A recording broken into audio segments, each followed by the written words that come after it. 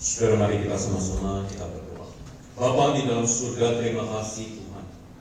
Kami bersyukur melihat bagaimana penyertaan Tuhan, kasih tangan Tuhan yang senantiasa menuntun, memimpin dan membimbing kami di dalam kami menjalani kehidupan kami.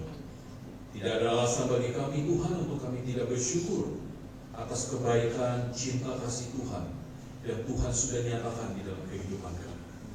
Melalui Yesus Kristus yang rela datang ke dalam dunia, mati di atas kayu salib, menebus dosa kami. Bila apa yang telah Tuhan lakukan bukan hanya sekedar kami ingat, tetapi bagaimana melalui hidup kami boleh menyatakan kasih di tengah-tengah dunia ini. Terima kasih Tuhan, kami bersyukur pagi ini ada waktu dan kesempatan bagi kami untuk kami boleh bersama-sama kembali merenungkan akan kebenaran firman. Sebab itu Tuhan, kami rindu Kau berbicara kepada kami. Roh Kudus menolong kami, mampukan kami untuk kami boleh memahami apa yang menjadi isi hati Tuhan yang ingin Tuhan sampaikan kepada kami melalui firman kepada setiap kami. Berbicaralah hanya di dalam nama Tuhan Yesus kami berdoa. Amin. Baik, silakan duduk Bapak Ibu yang terkasih di dalam Tuhan. Baik, saudara, shalom. Selamat tahun baru Imlek Bapak Ibu. Saudara, di tahun yang baru menurut tanggalan kita Tionghoa atau Chinese, saudara apa yang menjadi harapan kita di tahun yang baru ini Bapak Ibu? Setiap kita punya, ya, saudara, di dalam tutup tahun dan memasuki tahun yang baru di tahun 2025, setiap kita punya harapan di tahun yang baru di tahun 2025.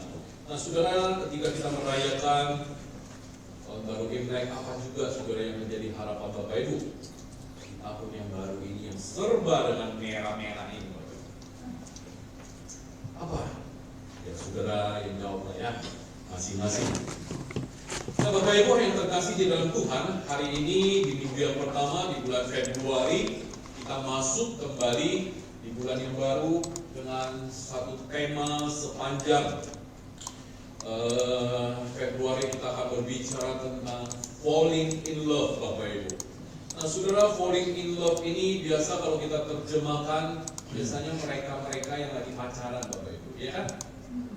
Lagi falling in love, begitu kan?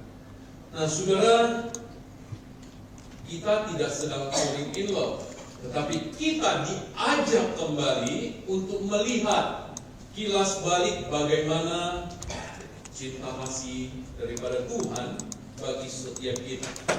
Kasih kesetiaan Tuhan yang Tuhan nyatakan di dalam setiap kehidupan kita. Nah, hari ini Bapak Ibu kita diingatkan kembali untuk kita mengingat akan kasih-Nya yang sudah Dia nyatakan. Nah, saudara, saya akan mengajak kita untuk kita membuka dari kitab Ratapan.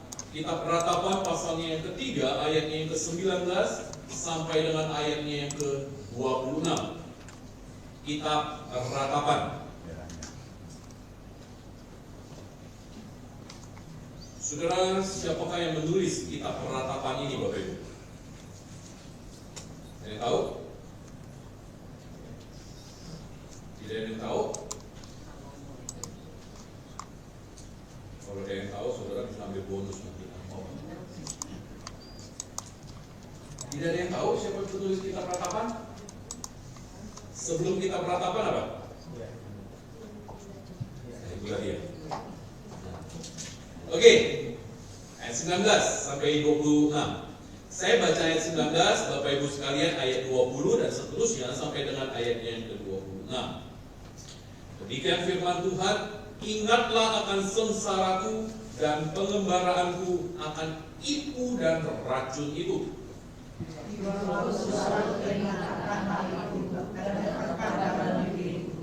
Tetapi hal-hal inilah yang kuperhatikan, oleh sebab itu aku akan berharap. Tak berkesudahan kasih setia Tuhan, tak habis-habisnya. Selalu baru tiap pagi, besar kesetiaan-Mu. Tuhan adalah bagianku, kata jiwa oleh sang Tuhan. Tuhan adalah baik bagi orang yang berharap kepadanya, bagi jiwa yang mencari Dia. Adalah baik menanti di bagian. Saudara, kita baca ayat 22 dan ayat yang ke-23, Bapak Ibu. 3, 2, 1. Tak berkesudahan kasih setia Tuhan, tak habis-habisnya rahmatnya, selalu baru tiap pagi, besar kesetiaan-Mu. Nah, Bapak Ibu yang terkasih di dalam Tuhan, saudara, kalau saya mengajak saudara untuk melihat kilas balik di dalam perjalanan kehidupan kita, gak usah jauh-jauh Bapak Ibu. Ya, 1 tahun belakangan aja di tahun 2024 Bapak Ibu.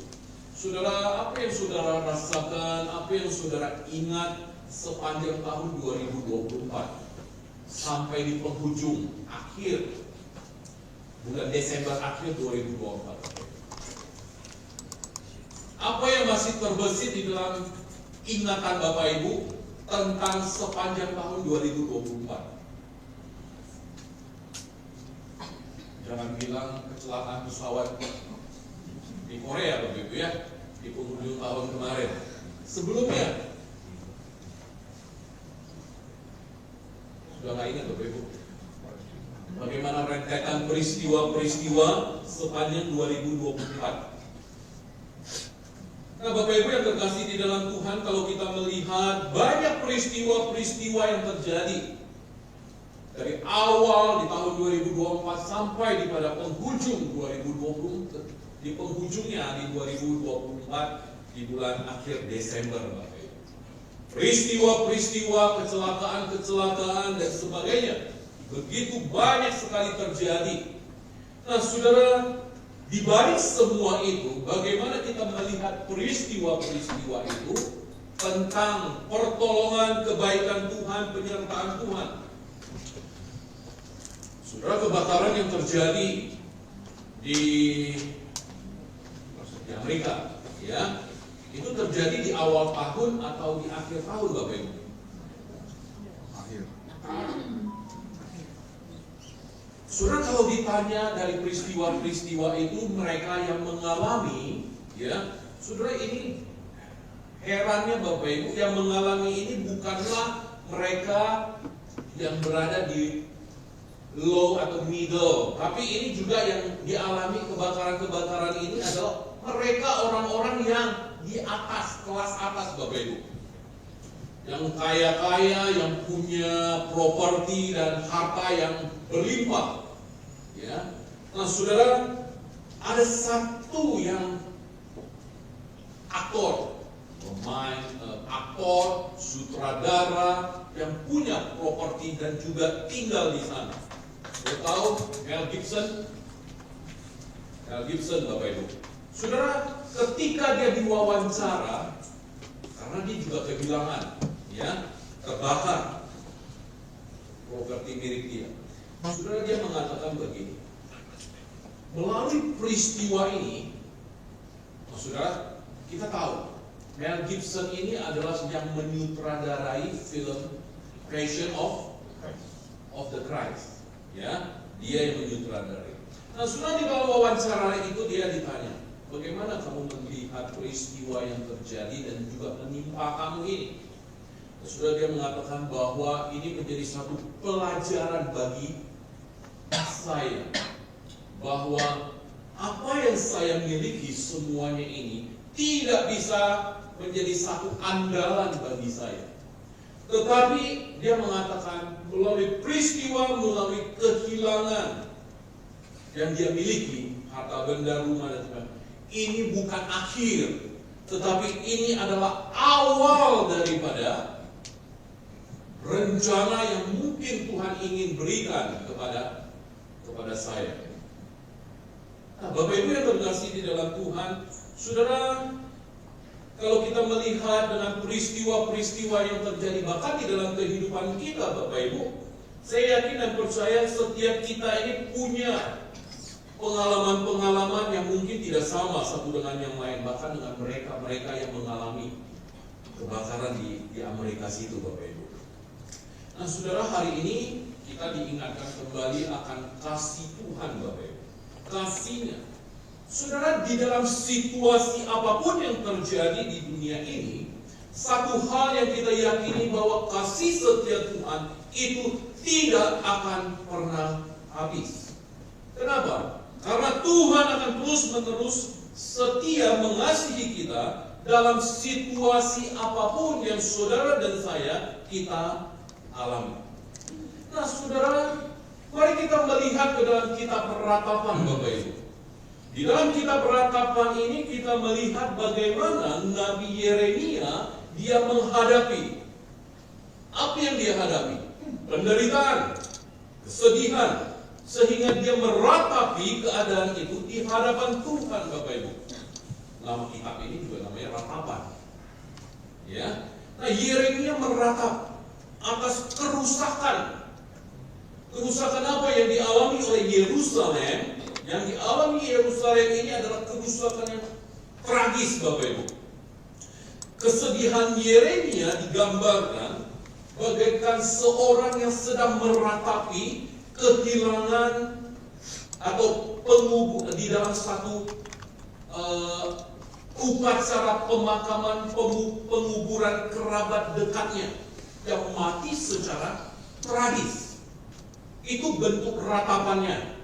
Nah, saudara, Yeremia dia mengakui bahwa tragedi yang menimpa Yerusalem ini merupakan akibat dari pemberontakan para pemimpin dan juga penduduk Yerusalem itu sendiri, sehingga murka Allah itu dinyatakan atas mereka.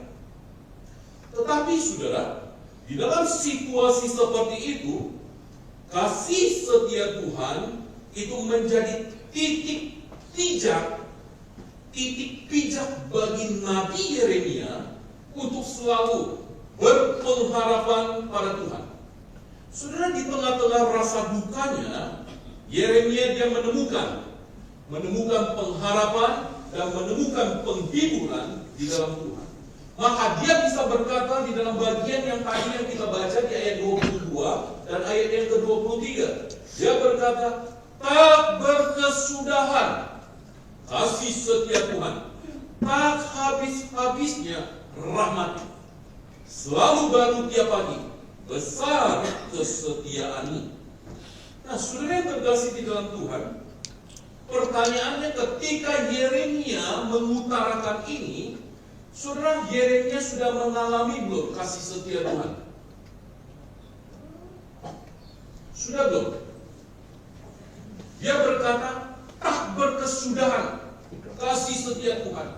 Pertanyaan saya, dia sudah mengalami belum? Sudah Bapak Ibu. Rahmat Tuhan pun dia sudah alami. Toh kalaupun terjadi, baik itu penderitaan yang dia alami oleh bangsa Israel alami, dia mengatakan bahwa di balik semua ini, hari-hari di kemudian hari itu selalu baru Bapak Ibu. Kenapa? Karena di situ ada kesetiaan Tuhan yang luar biasa yang menyertai. Nah, saudara, siapa yang meluluhlantahkan Yerusalem? Siapa yang meluluhlantahkan Yerusalem, Bapak Ibu?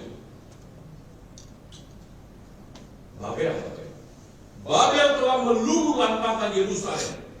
Walaupun demikian, saudara, saat ketika asap yang meluluhlantahkan Yerusalem itu masih naik dari antara debu reruntuhan itu, saudara, Yeremia mengerti 3 kunci kehidupan yang luar biasa ini. Yaitu yang pertama, kasih setia Tuhan yang tak berkesudahan, rahmatnya yang tidak pernah habis. Dan yang ketiga Bapak Ibu, besar kesetiaan Tuhan. Pertanyaannya bagi kita, bagaimana seseorang bisa berseru besar kesetiaan-Mu di tengah-tengah rasa duka kehilangan? Jawabannya, karena Yeremia tahu bahwa Tuhan bisa mengubah tragedi itu menjadi satu kemenangan. Nah, saudara, Yeremia mendapatkan pewahyuan tentang kasih setia Tuhan. kasih yang tidak berkesudahan, seperti apapun situasi yang pada saat itu sedang mereka alami. Saudara, Yeremia mengingat kembali, saudara, pribadi Tuhan dalam duka yang amat sangat-sangat berduka. Kasih dan kesetiaan Tuhan itu begitu besar. Nah, inilah saudara alasan untuk tetap memiliki pengharapan. Saudara, mengenal siapa itu Tuhan dan menyadari bagaimana posisi umat Tuhan terhadap Tuhan. Saudara, masa yang telah berlalu tidak lagi dapat diubah. Betul nggak? Masa yang sudah berlalu itu tidak akan pernah dapat diubah. Tetapi masih ada masa yang akan datang, Bapak Ibu. Saudara, kesempatan yang Tuhan berikan tidak berkesudahan, tidak habis-habisnya. Masih ada waktu untuk berbenah diri. Harapan masih ada, bukan dengan mengandalkan kekuatan manusia, tetapi mengandalkan kasih setia Tuhan. Pertanyaannya bagi kita sekarang, saudara, bagaimanakah cara kita agar mampu, saudara, kita mengingat kasih setia Tuhan di dalam kehidupan kita? Bagaimana saudara bisa mengingat kembali, mereview, kilas balik di dalam kehidupan saudara, kebaikan-kebaikan Tuhan yang sudah Tuhan berikan, nyatakan di dalam kehidupan saudara? Mari kita lihat, saudara, di ayat 22-23. Ingat selalu kasih setia Tuhan. Saudara, di situ mari kita lihat sama-sama.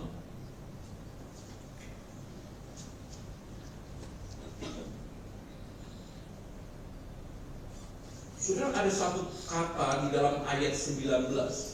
Ya. Di dalam ayat 19, di situ ada ipu. Siapa yang tahu ipu, Bapak Ibu? Ada yang tahu ipu itu apa? Ayat 19 yang tadi kita baca. Ipu ini merupakan satu formula atau merupakan ramuan yang diformulasikan untuk membuat sebuah obat yang rasanya sangat pahit sekali, Bapak Ibu, yang diberikan kepada orang yang sedang mengalami sakit. Nah, saudara, melalui ipu ini, sudah kita diajak untuk melihat bahwa kehidupan manusia sering berada pada kondisi yang terkadang itu pahit, Bapak Ibu. Pahit dan mematikan. Tapi kita bisa membawa pikiran kita untuk selalu mengingat, memperhatikan dan menghitung kebaikan serta kasih setia Tuhan. Saudara, di dalam Pemazmur 90 ayat 12, perhatikan di ayat 12 dikatakan apa? Ajarlah kami menghitung hari-hari kami sedemikian hingga kami beroleh hati yang bijaksana. Dan kemudian di ayat yang ke-9 pasal 56 dikatakan, serahkanlah segalanya kepada Tuhan, karena setiap sengsara kita telah Tuhan hitung, dan air mata kita Dia taruh di dalam kirbatnya. Saudara, bagian Allah adalah menghitung air mata dan kesusahan kita. Sedangkan bagian kita, saudara dan saya, adalah menghitung kasih setia Tuhan, berkat-berkat Tuhan, dan kebaikan-kebaikan Tuhan. Jadi ada bagiannya Tuhan, ada bagiannya saudara. Bagiannya Tuhan adalah menghitung setiap air mata dan kesusahan kita. Sedangkan bagian saudara dan saya adalah menghitung bagaimana kasih setia Tuhan, berkat-berkat Tuhan, dan kebaikan Tuhan yang sudah Dia nyatakan di dalam kehidupan saudara dan saya. Nah, saudara, pertanyaannya adalah, apakah Tuhan kita ini adalah Tuhan yang pelupa? Tentu tidak. Tuhan tidak pernah lupa akan janjinya, Bapak Ibu. Tuhan akan menepatinya tepat pada waktunya. Karena dia tahu bahwa waktu yang tepat untuk membebaskan kita dari kesengsaraan. Saudara, Tuhan tahu waktu yang tepat bagi Yerusalem. Yang kedua, Bapak Ibu, di ayat yang ke-24 dikatakan, jadikanlah Tuhan sebagai harta kesayangan. Tuhan adalah bagianku, kata jiwaku. Oleh sebab itu aku berharap kepadanya. Tuhan adalah bagianku, kata jiwaku. Oleh sebab itu aku berharap kepadanya. Saudara, terjemahan ini atau diterjemahkan ke dalam versi lain mengatakan bahwa Tuhan ini adalah harta terbesarku. Tuhan adalah harta yang terbesar. Saudara, hari ini saya bertanya kepada saudara, harta saudara hari ini yang paling besar apa, Bapak Ibu, yang saudara miliki? Kesehatan. Kesehatan. Oh, suaminya katanya. Ada sister nih, suaminya yang di samping gue nih katanya.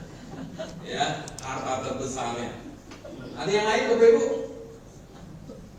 Deposito di bank, nih yang paling besar nih. Atau yang di brankas, nah ini yang paling besar yang saya miliki, yang terbesar, harta yang terbesar. Saudara, jadikan Tuhan sebagai harta kesayangan, Bapak Ibu, bagian yang terpenting dan segala-galanya dalam hidup kita. Saudara, harta dan materi dunia adalah hal-hal yang fana, bukan? Nah, itulah yang disaksikan oleh Mel Gibson. Saya nggak tahu rumahnya sebesar apa, Bapak Ibu. Tapi di dalam ini kita yang minimal kan rumahnya udah jutaan dolar kan di sana kan. Ada yang 24 juta dolar, ada yang 80 juta, kaliin aja. Dolar hari ini berapa? 16.000 ya? Jangan bilang 8.000, Bapak Ibu. Google, jangan ngaco itu Google. Gak ada itu. 8.000 sekian, gak ada. Nah, saudara, bayangkan Bapak Ibu, harta dan materi dunia adalah hal yang fana. Saudara, apa saja dapat membuat segala harta kekayaan kita hilang, musnah dalam sekejap. Betul? Dalam sekejap. Jangan bermain-main dengan api, Bapak Ibu. Itulah yang terjadi, bukan? Gara-gara apa, begitu percikan atau apa, habis tuh semuanya itu. Satu lereng gunung dan sebagainya, merembet ke pemukiman-pemukiman. Nah, saudara yang terkasih di dalam Tuhan, Daud tepat sekali dia memposisikan Tuhan atas dirinya. Saya tidak tahu Bapak Ibu bagaimana saudara memposisikan Tuhan di dalam kehidupan Bapak Ibu. Ya, di dalam Mazmur 73 ayat 25 dan ayat 26.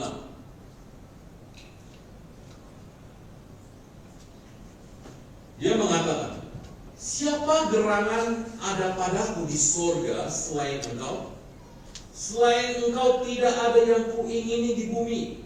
Sekalipun dagingku dan hatiku habis lenyap, gunung batuku dan bagianku tetaplah Allah selama-lamanya. Saudara, masalah boleh datang, tetapi masalah tidak akan membuat kita kehilangan segala-galanya. Karena apa? Karena Tuhan yang ada di dalam hati kita ini adalah harta kesayangan dan bagian yang tidak pernah bisa diambil dari saudara dan saya. Itu dia. Nah, saudara, yang ketiga mari kita lihat di ayat 20, ayat yang ke-25, Bapak Ibu.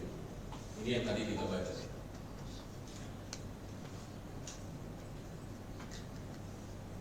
Ayat yang ke-25. Tuhan adalah baik bagi orang yang berharap kepadanya, bagi jiwa yang mencari Dia. Saudara, berharaplah selalu kepada Tuhan, Bapak Ibu. Berharaplah selalu kepada Allah. Percayalah Tuhan setiap waktu dan curahkanlah isi hati kita di hadapan Tuhan. Karena Allah itu adalah tempat perlindungan. Itu dikatakan di dalam Mazmur 62 ayat 9. Percayalah kepada Tuhan setiap waktu. Dan curahkanlah isi hati kita di hadapan Tuhan. Karena Tuhan itu adalah tempat perlindungan kita. Saudara, di dalam Mazmur 62 dikatakan hanya dekat. Ini adalah lagunya kan? Hanya dekat Allah saja aku tenang. Daripadanya lah keselamatan. Hanya Dialah gunung batuku dan keselamatanku, kota bentengku, aku tidak akan goyah. Mazmur 147. Tuhan senang kepada orang yang takut akan Dia, kepada orang-orang yang berharap akan kasih surga. Saudara, perjanjian Tuhan tidak pernah luput atau tidak pernah batal terhadap mereka yang berharap kepada Tuhan. Saudara, sebagai sesama anak Tuhan, kita perlu saling mendukung, Bapak Ibu. Di dalam doa agar pengharapan kita senantiasa tertuju kepada Tuhan. Tidak tertuju kepada yang lain, tetapi tertuju kepada Tuhan. Kemudian saudara, yang keempat,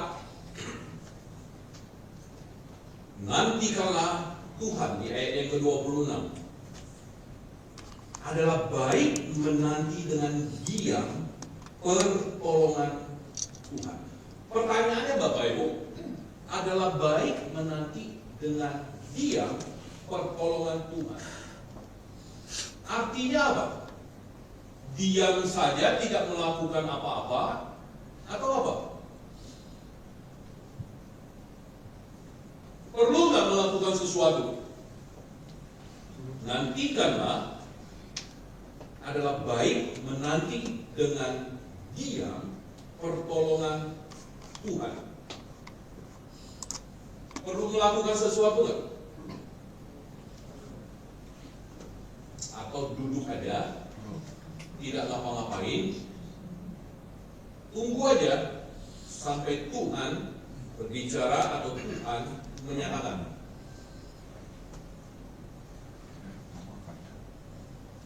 Saudara, di sini mengatakan kepada kita, nantikanlah Tuhan. Jangan bertindak dengan terburu-buru, Bapak Ibu. Saudara, ada sebuah proses, ada satu proses seperti yang dialami oleh seekor ulat, Bapak Ibu. Seekor ulat sampai dia menjadi kupu-kupu. Ada proses metamorfosis, bukan? Ada proses berubah menjadi kupu-kupu, selalu mengalami proses menjadi kepompong, membutuhkan waktu untuk tiba saatnya dia akan keluar dan kemudian dia menjadi seekor kupu-kupu. Saudara, perlu nggak kita membantu kepompong supaya di dalamnya itu keluar dan menjadi seekor kupu-kupu? Perlu nggak kita bantu? Perlu nggak disayat supaya dia keluar? Nggak perlu, Bapak Ibu. Karena ini proses yang membutuhkan waktu dan tiba saatnya dia akan keluar. dia akan keluar menjadi seekor kupu-kupu. Jika kepompong yang berisi kupu-kupu ini disayat, dipaksa dia keluar, dia memang tetap bisa terbang. Bisa. Tetapi tidak berapa lama kemudian kupu-kupu ini akan mati. Kenapa? Karena prosesnya kurang sempurna. Kupu-kupu tersebut tidak pernah mengalami proses pergumulan, Bapak Ibu. Proses pergumulan untuk keluar dari kepompongnya sehingga dia nggak kuat. Dia nggak kuat untuk terbang. Saudara, jikalau saudara kita dalam pergumulan, apa yang kita lakukan? Apa yang saudara lakukan? Berlututlah di hadapan kaki. Artinya apa, Bapak Ibu? Berlutut di hadapan kaki Tuhan artinya apa? Berdoa. Berdoalah dan nantikanlah pertolongan Tuhan. Saudara, dengan kacamata iman kita akan melihat bahwa pergumulan kita yang kita alami sebenarnya hanyalah berukuran kecil, Bapak Ibu.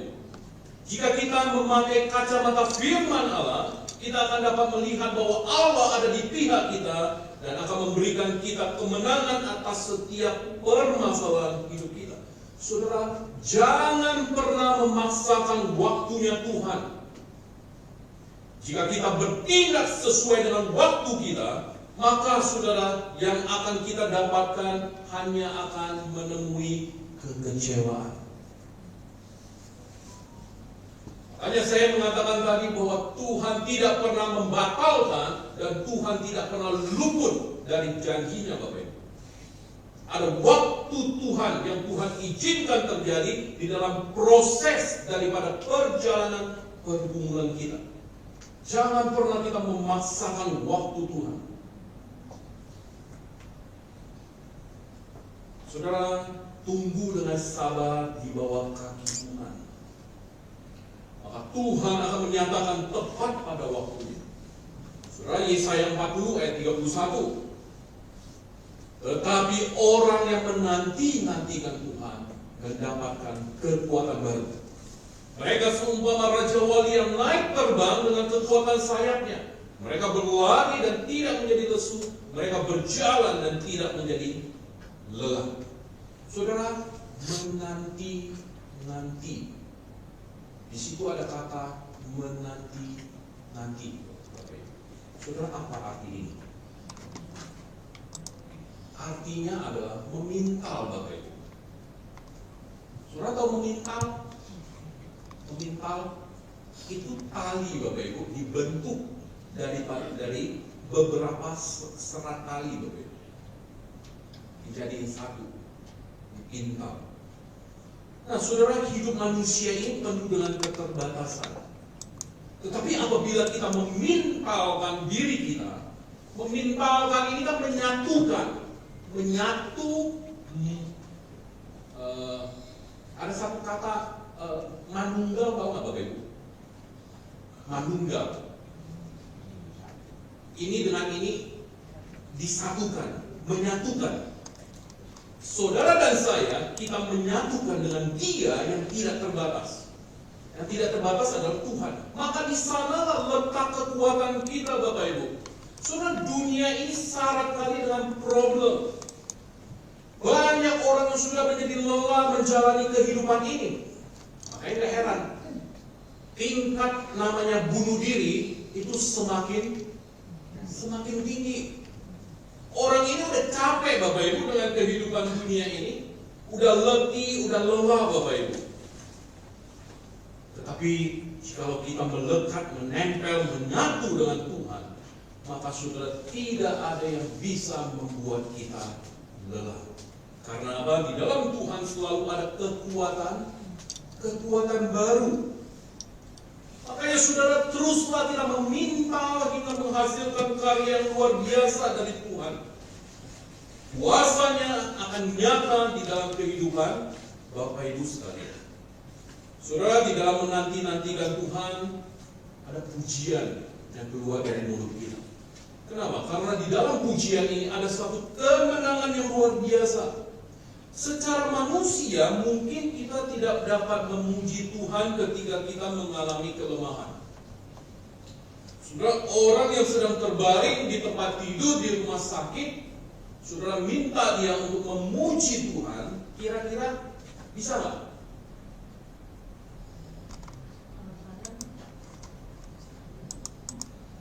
Lagi sadar mungkin bisa, Bapak Ibu.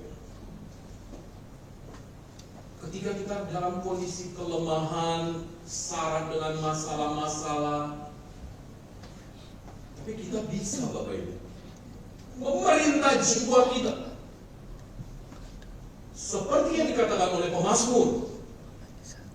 Mari kita lihat yang pemazmur bilang di dalam Mazmur 103. Di sini pemazmur, yaitu Daud, yang mengatakan, pujilah Tuhan, hai jiwaku. Pujilah Tuhan, hai jiwaku. Dan kemudian Bapak Ibu, di Yosua 6, ini berbicara Yosua tentang apa? Yosua lagi ngapain nih? Lagi menaikkan pujian ketika mereka mengalahkan apa? Atau sedang mengelilingi tembok Yeriko. Tembok kota Yeriko pun roboh ketika umat Israel bersorak dan memuji Tuhan. Berkatalah Yosua kepada bangsa itu, bersoraklah sebab Tuhan telah menyerahkan kota ini kepadamu. Lalu mereka bersorak, Bapak Ibu. Mereka meniupkan sangkakala. Apa yang terjadi? Beruntuhlah tembok itu. Dan di dalam Kisah Para Rasul 16, ini berbicara tentang Paulus dan Silas. Apa yang sedang mereka alami? Mereka sedang dibelenggu di dalam penjara. Situ dikatakan, tetapi kira-kira tengah malam Paulus dan Silas berdoa, menyanyikan puji-pujian kepada Allah, dan orang-orang hukuman lain mendengarkan mereka. Akan tetapi terjadilah gempa bumi yang hebat, sehingga sendi-sendi penjara itu goyah, dan seketika itu juga terbukalah semua pintu dan terlepaslah belenggu mereka semua. Nah, saudara, apa yang mau kita renungkan sama-sama pada pagi hari ini? Ingat Bapak Ibu, ada 3 hal penting yang perlu kita renungkan. Yaitu yang pertama, Bapak Ibu, ingat Tuhan di dalam penderitaan kita. Saudara, kehidupan di dunia memang tidak dapat dilepaskan dari permasalahan, kekecewaan, berbagai macam beban dalam hidup. Tetapi menjadi perenungan kita, penting dalam hidup kita adalah pada saat kita mengalami masalah, kesengsaraan, kekecewaan, penderitaan, beban, tekanan hidup, apa yang dapat kita lihat, Bapak Ibu? Apa yang dapat kita lihat?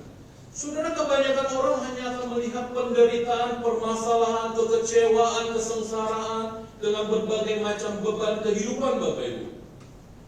Dan ini semua menjadi penghalang untuk melihat Tuhan dengan kekuasaan dan kuasa Dia yang Dia miliki.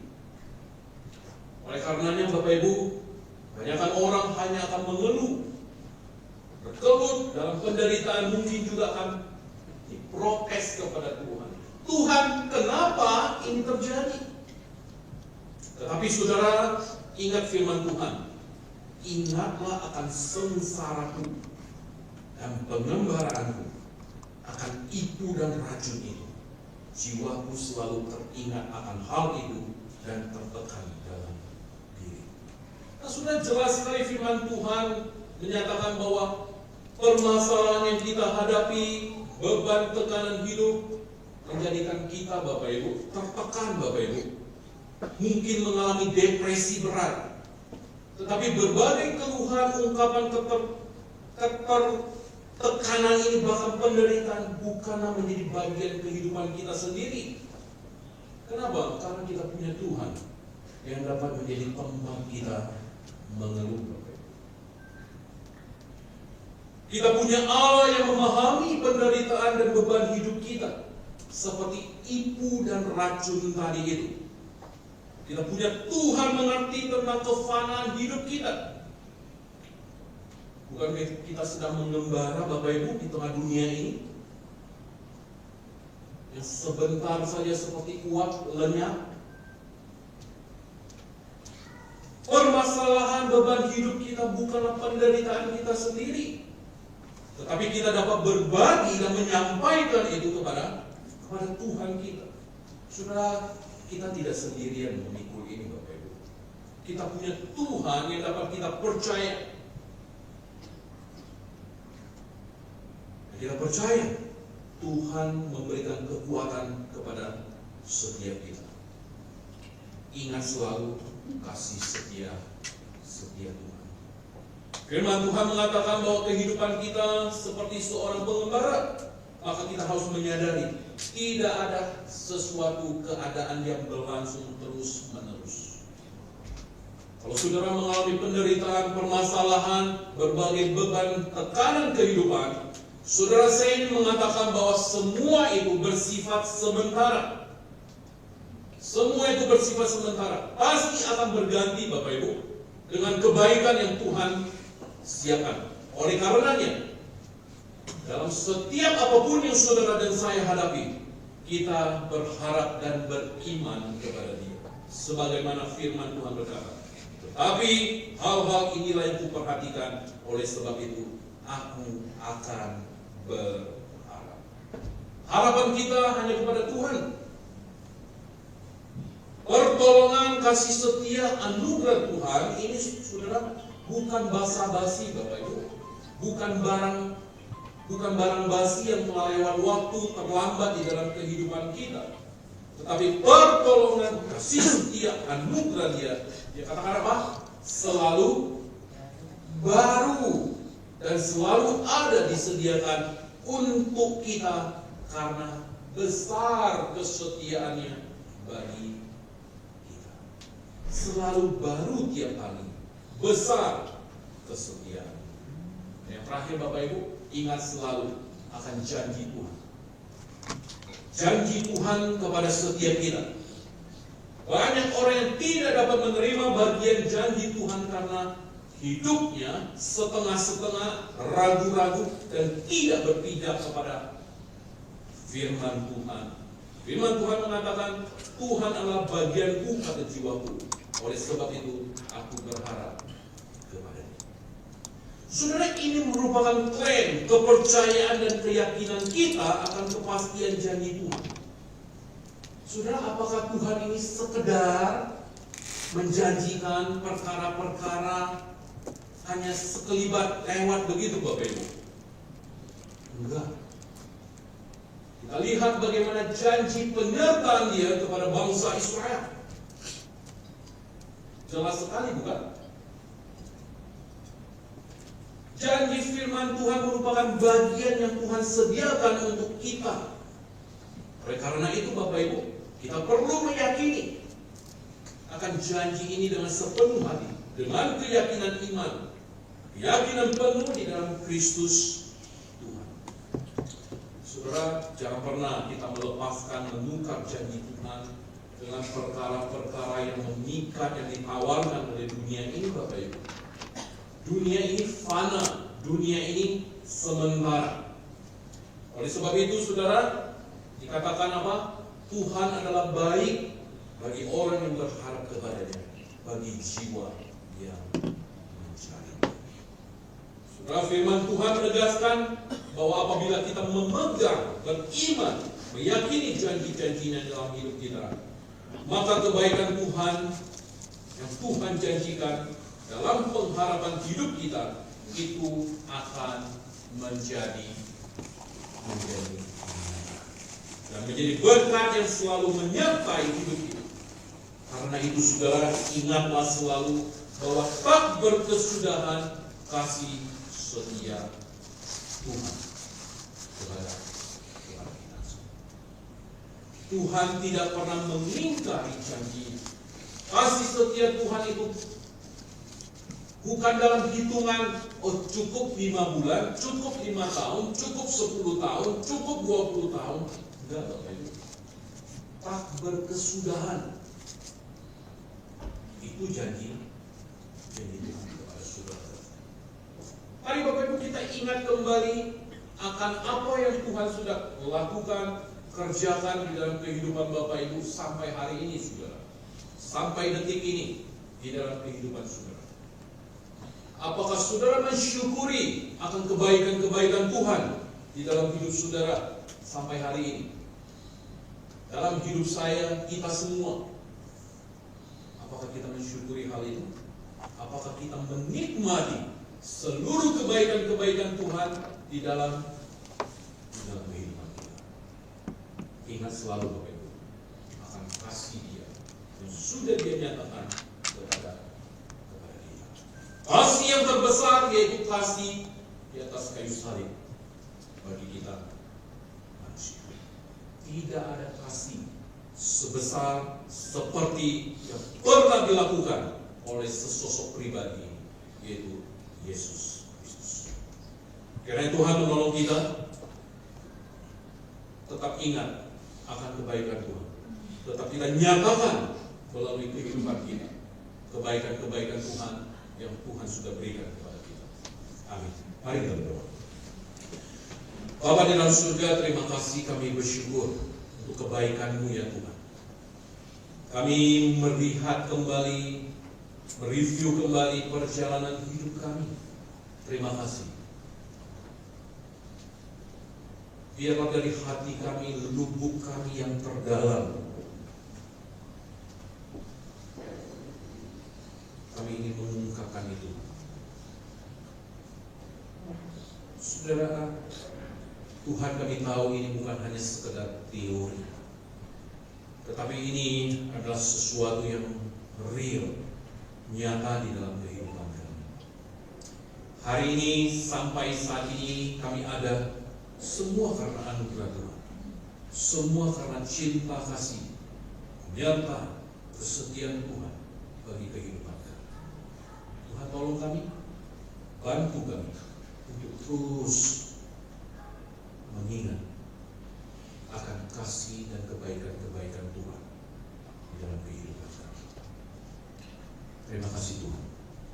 Kami bersyukur kalau pagi ini kami juga boleh mengingat kembali akan pengorbanan, kematian Yesus bagi kami melalui perjamuan yang sebentar akan kami peringati bersama-sama. Terima kasih Tuhan. Terpujilah nama. Dalam nama Tuhan Yesus